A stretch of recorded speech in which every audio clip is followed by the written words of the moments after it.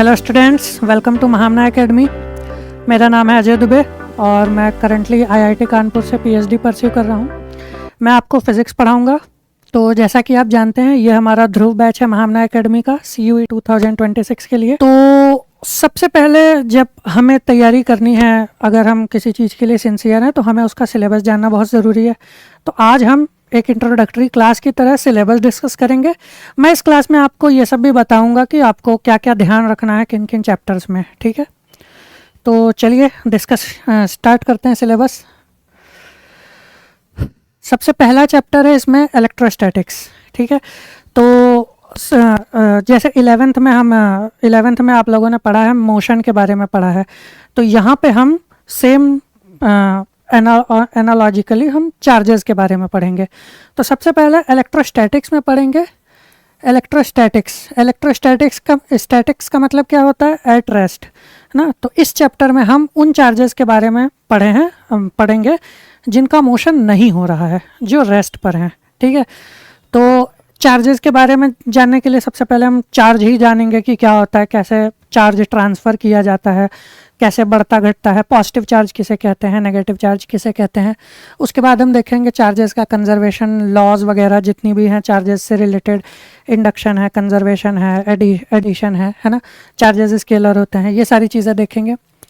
फिर दो चार्ज आपस में कैसे इंटरैक्ट करते हैं वो हम देखेंगे। तो उसके लिए हम पढ़ेंगे कूलॉम्स लॉ, है ना। The force between 2 point charges, 2 point charges हैं, वो आपस में किस तरीके से इंटरैक्ट करते हैं, तो ये हम देखेंगे।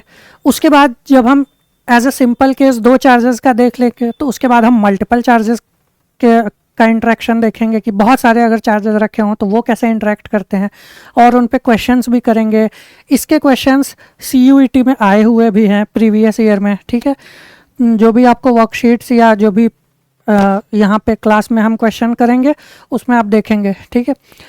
एक चीज़ आपको ध्यान रखनी है कि पहले चैप्टर से ही आपको वेक्टर्स के कुछ कॉन्सेप्ट्स आपको ब्रश अप हुए होने चाहिए, ठीक है। आपको वेक्टर्स के बारे में मतलब इतना पूरा डिटेल में नहीं जाना है आपको। जो भी चीज़ें होंगी मैं at that point of time जहाँ भी हमें ज़रूरत पड़ेगी तो वहाँ मैं ये डिस्कस करूँगा, लेकिन फिर भी आपको थोड़ा बहुत याद होना चाहिए, है ना, 11 से, कि आपको ये ना हो कि एकदम नई ही चीज़ लग रही है, ऐसा नहीं होना चाहिए, ठीक है। नई चीज़ नहीं है, 11th में हमने पढ़ी हुई है, ठीक है। फिर हम पढ़ेंगे सुपरपोजिशन प्रिंसिपल क्या होता है, सुपरपोज कर देना, है ना। कई सारे फोर्सेज एक दूसरे पे सुपरपोज हो जाएंगे, यानी मल्टीपल फोर्सेज एक्ट करेंगे एक तरीके से, ये सब देखेंगे। कंटिन्यूअस चार्ज डिस्ट्रीब्यूशन, ठीक है, मैं इसको ज़रा हटा देता हूँ। ये देखेंगे continuous charge distribution. Continuous charge distribution क्या है? पॉइंट चार्जेस में क्या होता है, एक डिस्क्रीट चार्ज रहता है ना, और कंटिन्यूअस चार्ज डिस्ट्रीब्यूशंस में हम देखेंगे एक चार्ज्ड बॉडी रहेगी, है ना, जो नॉर्मल एक सिंपल बॉडी, जैसे स्ट्रेट लाइन हो गया, स्ट्रेट कंडक्टर हो गया, सिलेंडर हो गया, स्फेयर हो गया, ये सब है ना कंटिन्यूअस चार्ज डिस्ट्रीब्यूशंस में। फिर हम देखेंगे इलेक्ट्रिक फील्ड। इलेक्ट्रिक फील्ड क्या है? ये होता है कि एक चार्ज से कैसे इंटरेक्ट कर रहा है। इलेक्ट्रोस्टैटिक्स में, फोर्सेज में इलेक्ट्रिक फील्ड क्या है? अगर किसी चार्ज की एक्सटर्नल फील्ड है, मतलब कोई एक चार्ज है वो किसी दूसरे चार्ज की फील्ड में रखा हुआ है, तो वो उस फील्ड में कैसे बिहेव करेगा, है ना। चार्जेस का बिहेवियर अलग अलग फील्ड में अलग अलग जगह होता है। जैसे हमारा बिहेवियर, है ना, हम जिस फील्ड में है उसके हिसाब से बिहेव करते हैं, आप जानते ही हैं। पेरेंट्स के सामने अलग, फ्रेंड्स के सामने अलग, अकेले होते हैं तो अलग, ठीक है। तो इस तरीके से फिर देखेंगे electric field due two point charge. Point charge कितनी इलेक्ट्रिक फील्ड अप्लाई करता है, सारी चीज़ें देखेंगे। इलेक्ट्रिक फील्ड लाइंस क्या होती हैं, है ना। इलेक्ट्रिक डाइपोल क्या होता है, इलेक्ट्रिक फील्ड ड्यू टू। फिर डाइपोल क्या होता है, तो डाइपोल के कारण फील्ड क्या होती है। फिर डाइपोल पर टॉर्क देखेंगे, तो इसके लिए आपको टॉर्क याद होना चाहिए 11th क्लास से, ठीक है। वही मैं फिर से कह रहा हूँ, एट दैट इंस्टेंट जब हम ये सब पढ़ेंगे टॉर्क, तो मैं आपको याद दिला दूंगा कि ये ऐसे कैलकुलेट होता है, ये ऐसे कैलकुलेट होता है, लेकिन फिर भी आपको पहले से पता होगा तो बेटर होगा, ठीक है। तो टॉर्क देखेंगे। उसके बाद देखेंगे इलेक्ट्रिक फ्लक्स क्या होता है, ठीक है। फील्ड लाइंस, जब हम फील्ड लाइंस जानते रहेंगे तो हमें फील्ड लाइंस कैलकुलेट करना भी आना चाहिए कि किसकी फील्ड लाइन ज़्यादा है, किसकी कम है। एग्जैक्टली तो कैलकुलेट नहीं करेंगे, वो सब देखेंगे हम क्यों, लेकिन फिर भी हमें पता होना चाहिए कि कैसे कैलकुलेट होती है। गॉस थ्योरम देखेंगे, मोस्ट इम्पॉर्टेंट, ठीक है, इससे भी क्वेश्चंस काफ़ी आते हैं। एप्लीकेशंस देखेंगे, अलग अलग चार्ज डिस्ट्रीब्यूशंस पे, जो कंटिन्यूस चार्ज डिस्ट्रीब्यूशंस होते हैं उन पे हम गॉस लॉ अप्लाई करके देखेंगे, ठीक है, कि क्या रिजल्ट हमें मिलता है। गॉस लॉ अप्लाई करके हम उनकी फील्ड्स और फ्लक्स निकालेंगे, ये सब। इलेक्ट्रिक पोटेंशियल क्या होता है, ठीक है, पोटेंशियल डिफरेंस क्या होता है, दो जगह का पोटेंशियल डिफरेंस, आपको ये 10th क्लास से पता होगा, ठीक है, फिर भी हम पूरा शुरू से अच्छे से देखेंगे। इलेक्ट्रिक, फिर वही पॉइंट चार्ज के कारण इलेक्ट्रिक पोटेंशियल क्या होता है, पोटेंशियल एनर्जी क्या होती है इलेक्ट्रोस्टैटिक्स में। नॉर्मल पोटेंशियल एनर्जी तो आपको 11th में पता है, हाफ mv², है ना।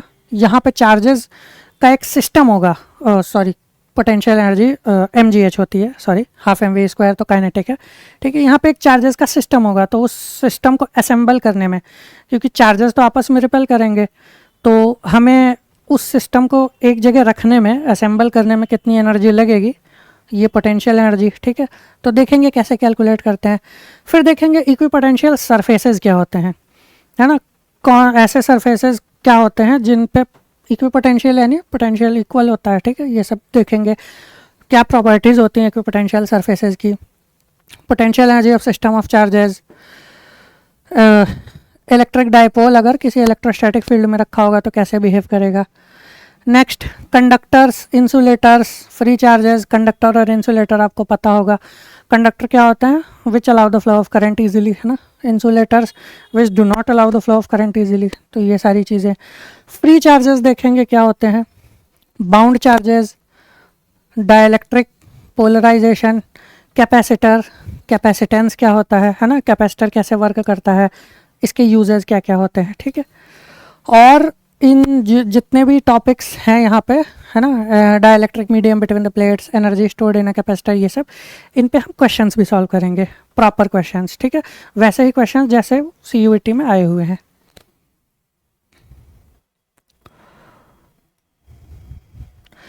तो जब हम स्टैटिक चार्जेस पढ़ लेंगे, है ना, वो चार्जेस पढ़ लेंगे जो रुके हुए हैं, तो फिर हम वो चार्जेस पढ़ेंगे जो मोशन कर रहे हैं, ठीक है। तो मूविंग चार्जेस उसी को बोलते हैं करंट, है ना। एक्चुअल डेफिनेशन कुछ और है, चार्ज पर यूनिट टाइम, पर अगर चार्ज अगर फ्लो हो रहा है, मूव कर रहा है, तो वो करंट है, ठीक। तो हम करंट देखेंगे, मेटेलिक कंडक्टर में कैसे होता है, ड्रिफ्ट वेलोसिटी क्या होती है, ठीक है, मोबिलिटी क्या होती है, और ये रिलेशन विथ इलेक्ट्रिक करंट उनका, ठीक है। मोबिलिटी अगर ज़्यादा होगी या ड्रिफ्ट वेलोसिटी ज़्यादा होगी तो कैसे वो करंट को अफेक्ट करता है। ओम्स लॉ, है ना, सबसे बेसिक। इलेक्ट्रिकल रेजिस्टेंस क्या होता है, VI कैरेक्टरिस्टिक्स यानी VI कर्व देखेंगे, कंडक्टर्स, इंसुलेटर्स और सेमीकंडक्टर्स, ठीक है।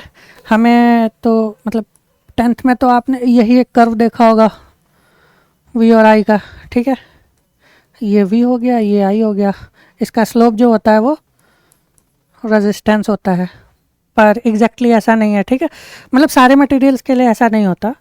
तो हम देखेंगे अलग अलग मटेरियल्स के लिए कैसे कैरेक्टरिस्टिक्स होते हैं, मतलब कैसे कैसे कर्व बनते हैं। कर्व आपको ग्राफ इसलिए याद रखना है कि कभी कभी ग्राफ भी पूछ लेता है, 4 ऑप्शंस देखे कौन सा ग्राफ सही है किस मटेरियल के लिए। उसके बाद एनर्जी एंड पावर, रेजिस्टिविटी क्या होती है, कंडक्टिविटी क्या होती है, टेम्परेचर डिपेंडेंस क्या है, रेजिस्टेंस, है ना, टेम्परेचर बढ़ाने या घटाने पर रेजिस्टेंस कैसे वेरी करती है, internal resistance of a cell. उसके बाद हम सेल और बैटरीज के बारे में भी पढ़ेंगे, है ना। Potential difference, EMF of cell, cell का EMF क्या होता है, जो भी हम सेल बाज़ार से ख़रीदते हैं उस पर एक रेटिंग लिखी होती है ना, 9 वोल्ट 12 वोल्ट इस टाइप से, तो वो उसका EMF होता है, ठीक है। कॉम्बिनेशन ऑफ सेल्स, अगर हम कई सारे, जैसे 10th क्लास में आपको पता होगा कि आप रजिस्टर्स ऐसे सीरीज़ में जोड़ देते थे, तो यहाँ पे हम सेल्स को सीरीज़ में जोड़ देंगे और देखेंगे कि क्या रिज़ल्ट आता है ना। अगर 2 सेल्स हैं, सपोज ये 5 वोल्ट का है, ये 6 वोल्ट का है, तो इन दोनों को सीरीज़ में जोड़ने पे कितना नेट EMF आएगा, पैरेलल में जोड़ेंगे तो कितना नेट EMF आएगा। किरचॉफ लॉ, किरचॉफ लॉ बहुत इंपॉर्टेंट टॉपिक है। किरचॉफ लॉ का यूज़ वहाँ आता है जहाँ पे सर्किट बहुत कॉम्प्लेक्स हो, जिसको आप सीरीज़ या पैरेलल से सॉल्व नहीं कर पाओगे, है ना। फिर हम देखेंगे व्हीटस्टोन ब्रिज क्या होता है, ठीक है। तो ये सारे इंपॉर्टेंट पॉइंट्स हैं। इसमें आपको इतना वेक्टर का यूज़ नहीं आएगा, लेकिन जो पहला चैप्टर था इलेक्ट्रोस्टैटिक्स, उसके लिए वेक्टर्स के कॉन्सेप्ट थोड़ा ब्रश अप होने चाहिए। बाकी वही जब भी जहाँ पे भी हमें ज़रूरत पड़ेगी तो मैं याद ज़रूर दिलाऊंगा उसको। नेक्स्ट फिर देखेंगे मैग्नेटिक इफेक्ट्स ऑफ करंट, है ना, एंड मैग्नेटिज्म। मैग्नेटिक फील्ड का कॉन्सेप्ट क्या है, मैग्नेटिक फील्ड ओरिजिनेट कैसे होती है ना, एक current carrying conductor magnetic field में मैग्नेटिक फील्ड कैसे होती है। और स्टेड एक्सपेरिमेंट्स देखेंगे, बायट-सावर्ट लॉ देखेंगे। बायट-सावर्ट लॉ जो है वो एक तरीके से कह सकते हैं मैग्नेटिज्म की न्यूटन्स लॉ है ना, ग्रेविटेशन वाली, ठीक है। जैसे जैसे इलेक्ट्रोस्टैटिक्स में कूलॉम्स लॉ है, एक तरीके से मान सकते हैं बायट-सावर्ट लॉ का वही इंपॉर्टेंस है मैग्नेटिज्म में, ठीक है। तो बायट-सावर्ट लॉ बहुत इंपॉर्टेंट है, अच्छे क्वेश्चंस भी आते हैं इससे, सॉल्व करेंगे हम लोग। एम्पियर्स लॉ और उसके एप्लीकेशंस, ठीक है। एम्पियर्स लॉ क्या है वो देखेंगे। एम्पियर्स लॉ जैसे इलेक्ट्रोस्टैटिक्स में गॉस थ्योरम है होगी, वैसे ही मैग्नेटोस्टैटिक्स में एम्पियर्स लॉ है, ठीक है। तो देखेंगे हम इसके बारे में देखेंगे। फिर अगर एक इनफाइनाइट वायर है तो उसके कारण मैग्नेटिक फील्ड कितनी होगी। 10th में आपने एक कॉन्सेप्ट पढ़ा होगा बी मैग्नेटिक फील्ड, वो directly proportional to current in the conductor, है ना। अगर एक स्ट्रेट कंडक्टर है उसमें कोई करंट है आई, तो जो मैग्नेटिक फील्ड होती है वो उसके डायरेक्टली प्रोपोर्शनल होती है, ऐसा आपने पढ़ा होगा। तो अगर एक इनफाइनाइटली लॉन्ग वायर है तो उसमें करंट इनफाइनाइट होगी, ऐसा नहीं होता, है ना, ठीक है। तो ये सब हम देखेंगे।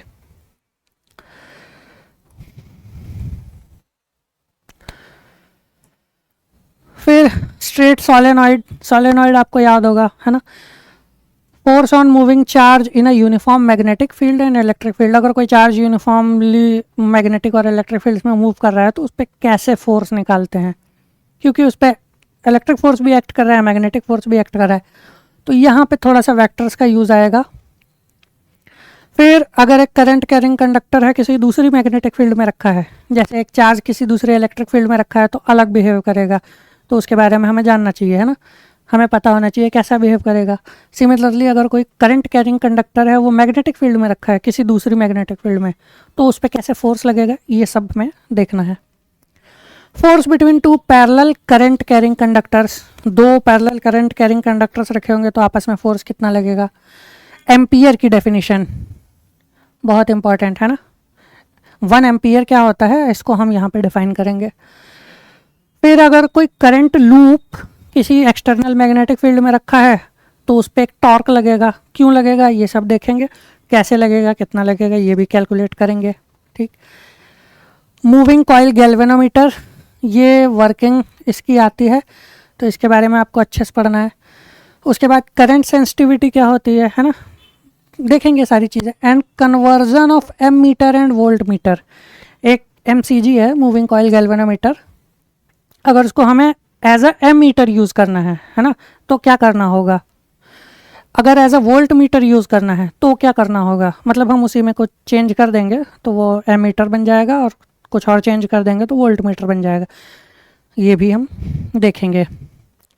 फिर current loop as magnetic dipole, current loop अगर किसी मैग्नेटिक फील्ड में रखा हो तो वो एज अ मैग्नेटिक डायपोल वैसे बिहेव करता है। मैग्नेटिक डायपोल मोमेंट कितना होता है उसका, field intensity due to a magnetic dipole, है ना, उस करंट कैरिंग लूप की फील्ड इंटेंसिटी कितनी होगी along the axis perpendicular to the axis, ठीक। Torque on magnetic dipole. Bar magnet as an equivalent solenoid, ये देखेंगे हम।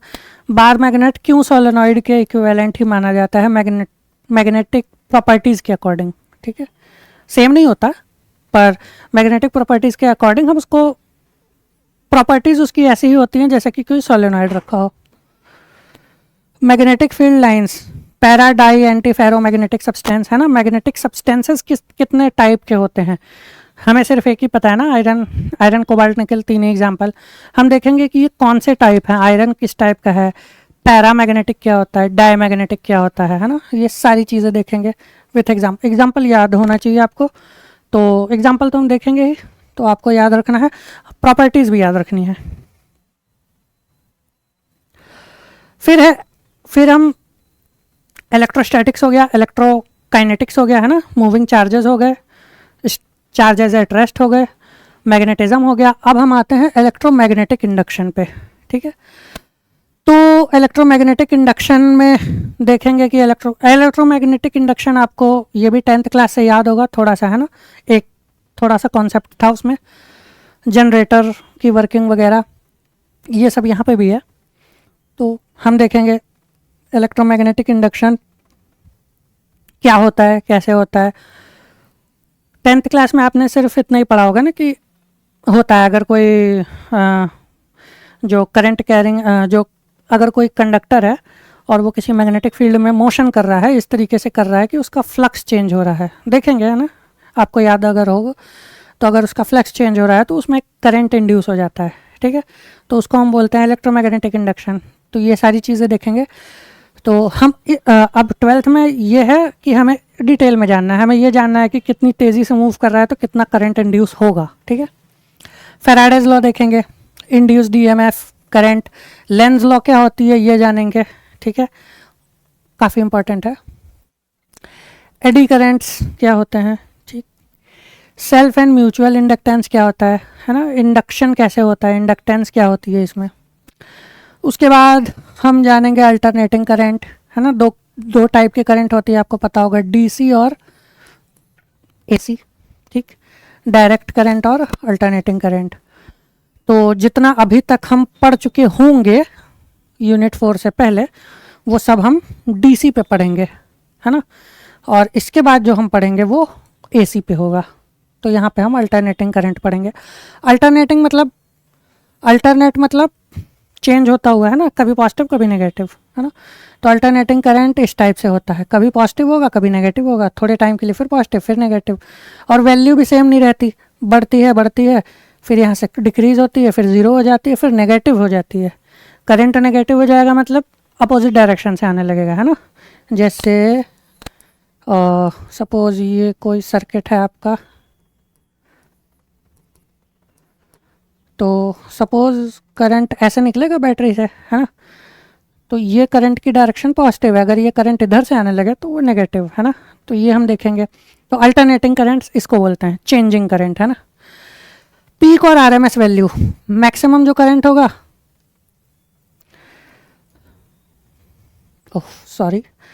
मैक्सिमम जो करंट होगा ये पीक करंट होगा, है ना। आरएमएस वैल्यूज़ देखेंगे।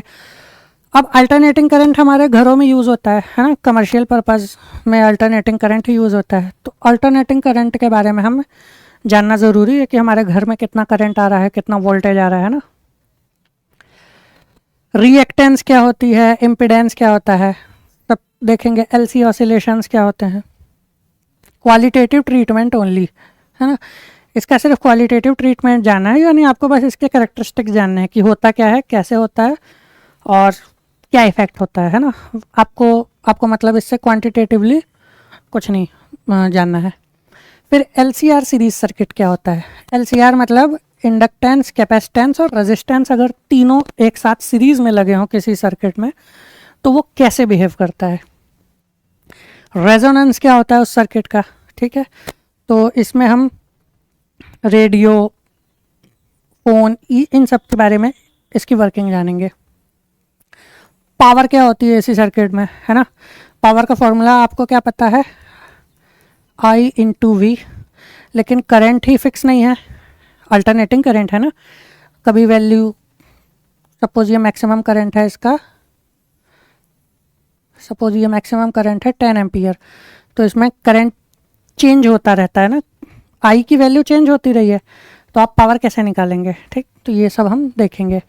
फिर वाटलेस करंट क्या होता है,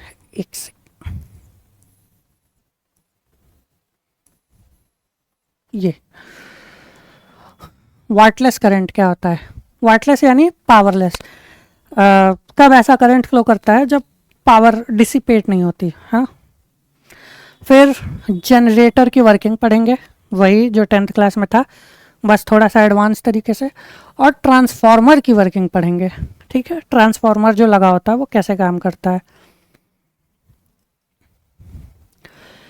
नेक्स्ट इलेक्ट्रोमैग्नेटिक वेव्स के बारे में देखेंगे। इसमें जो एक कंसेप्चुअल चीज़ है वो है डिस्प्लेसमेंट करंट।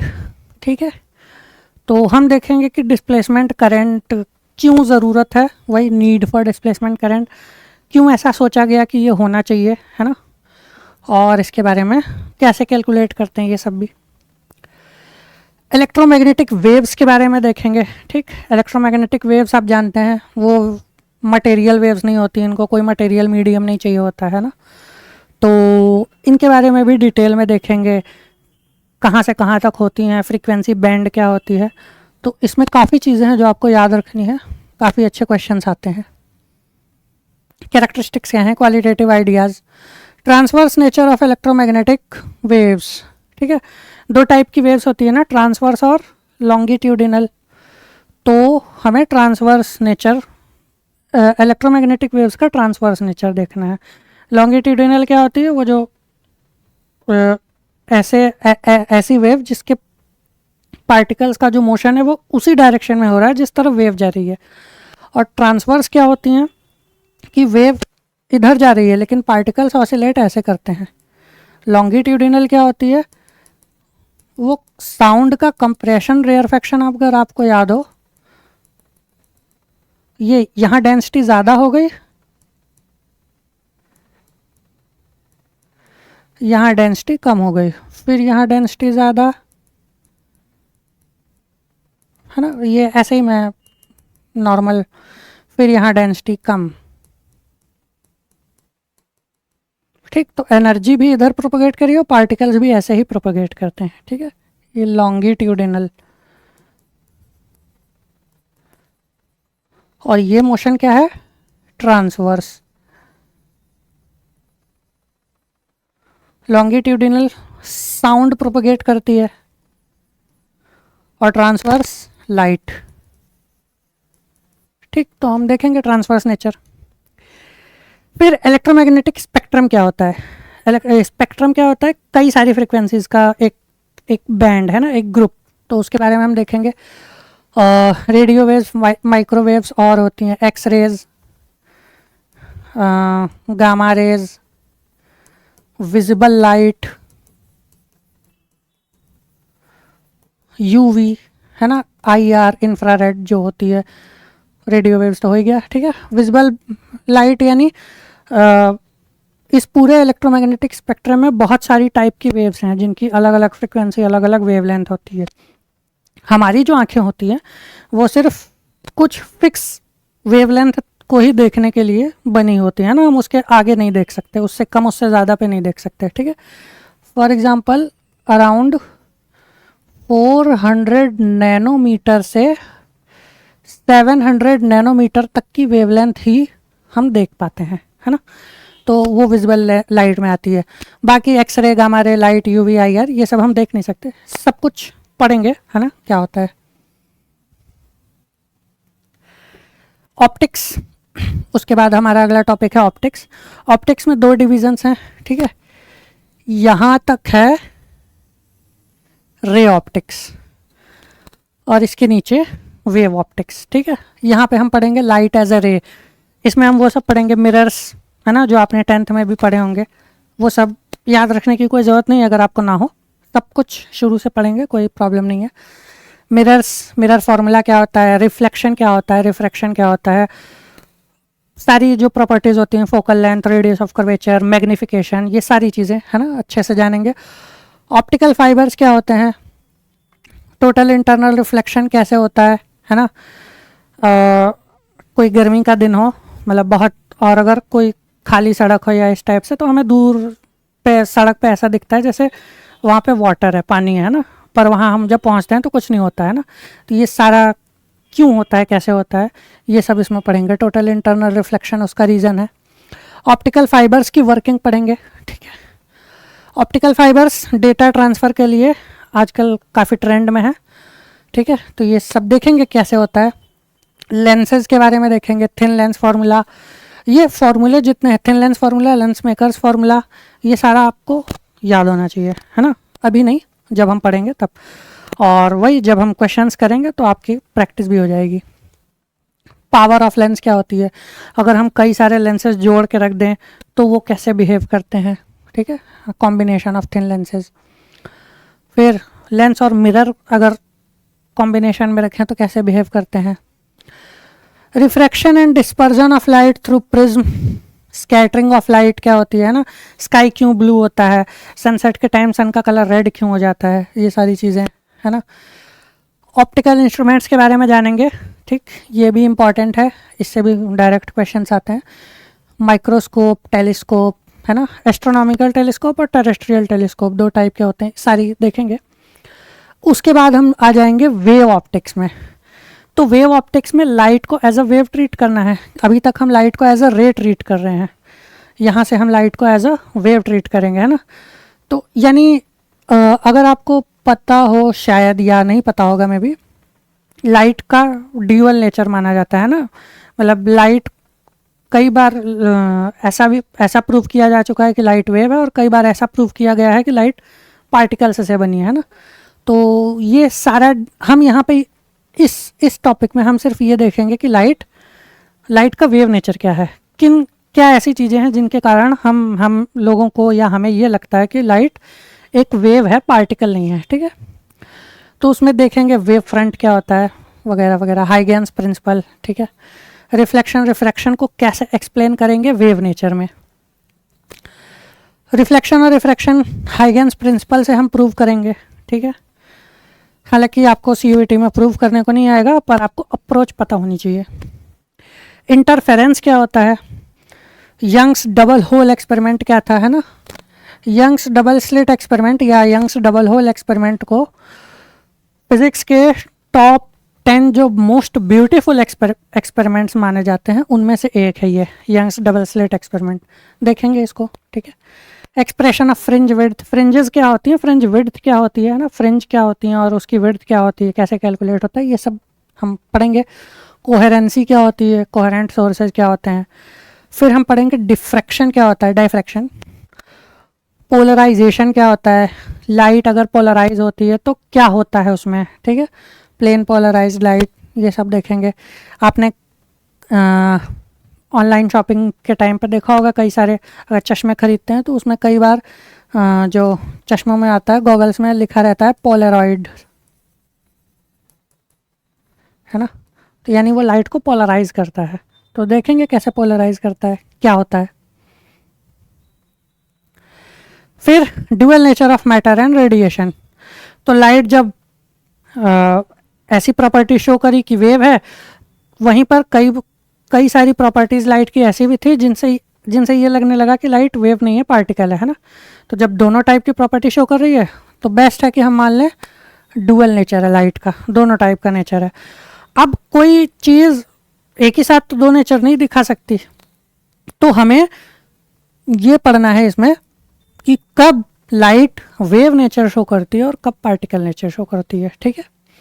तो उसके लिए हम पढ़ेंगे फोटो इलेक्ट्रिक इफेक्ट, हर्ट्ज और लेनार्ड्स ऑब्जर्वेशंस, ठीक है, आइंस्टाइन्स फोटो इलेक्ट्रिक इक्वेशन और पार्टिकल नेचर ऑफ लाइट, ये सारी चीज़ें इसी में हैं। मैटर वेव्स के बारे में पढ़ेंगे, ठीक है।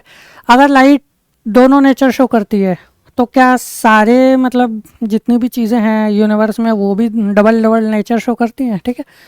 तो उसके लिए एक एक्सपेरिमेंट था, इलेक्ट्रॉन्स माने जाते हैं कि पार्टिकल है, पर एक एक्सपेरिमेंट था इलेक्ट्रॉन्स के साथ जिसमें उन्होंने भी वेव नेचर शो किया, है ना।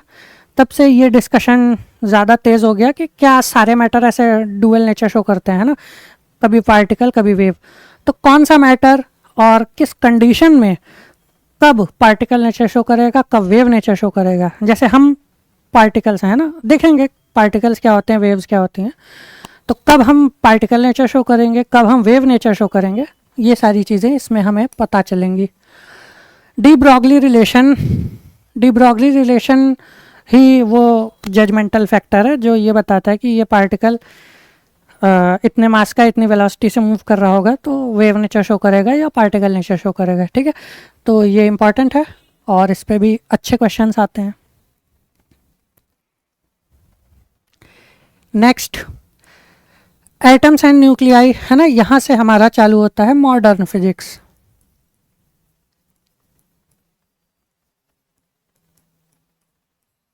ठीक, एटम्स और न्यूक्लियाई, एटम्स के बारे में कैसे पता चला, न्यूक्लियस के बारे में कैसे पता चला, आपके याद है 9th क्लास में एक पढ़ा था रदरफोर्ड स्कैटरिंग एक्सपेरिमेंट, है ना।